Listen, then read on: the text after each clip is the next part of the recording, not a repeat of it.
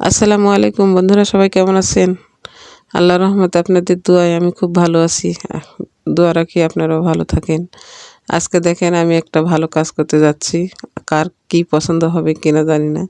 তবে আমি আজকে একটা ভালো কাজ করতেছি মনে হচ্ছে আমার কাছে। সেটা হলো দেখেন আমাদের বাড়ির একটা বিড়াল আছে। সেটা কিন্তু ঠান্ডার দিনে অনেক ঠান্ডা লাগে।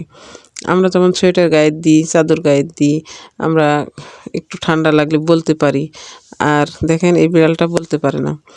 সবার পিছে পিছে শুধু ঘোরে।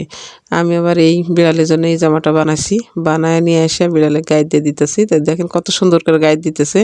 মনে হচ্ছে যে মানুষ, মানুষের মতো সব কিছু বোঝে।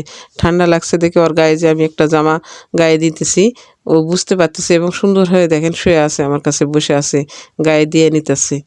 তাহলে বুঝতে পারছেন যে একটা অবলা জানোয়ারেরও ঠান্ডা লাগে, সেটা আমাদের বুঝতে হবে। আমরা যদি এটা না বুঝি তাহলে এরা কিভাবে, এই পশুরা কিভাবে বাঁচবে দুনিয়াতে? সব দিক দিয়ে আমাদের খেয়াল রাখতে হবে। ভাত খেতে বসলে যে কাছে মেও মেও করে, তখনই বুঝতে হবে যে তার খিদে লাগছে, এই জন্য আসে মেও মেও করতেছে, এই জন্য আমরা খাবারও দিই। দেখেন কত সুন্দরভাবে জামাটা গায়ে দিল, দিয়ে যায় দেখেন এই যেটা খ্যাড়ের বস্তা, এই বস্তার উপর আরও বেশি একটু উষুম লাগবে, তাই ওখানে যায় শুয়ে পড়লো। কত সুন্দর হয়ে শুয়ে পড়লো, দেখছেন তো বন্ধুরা।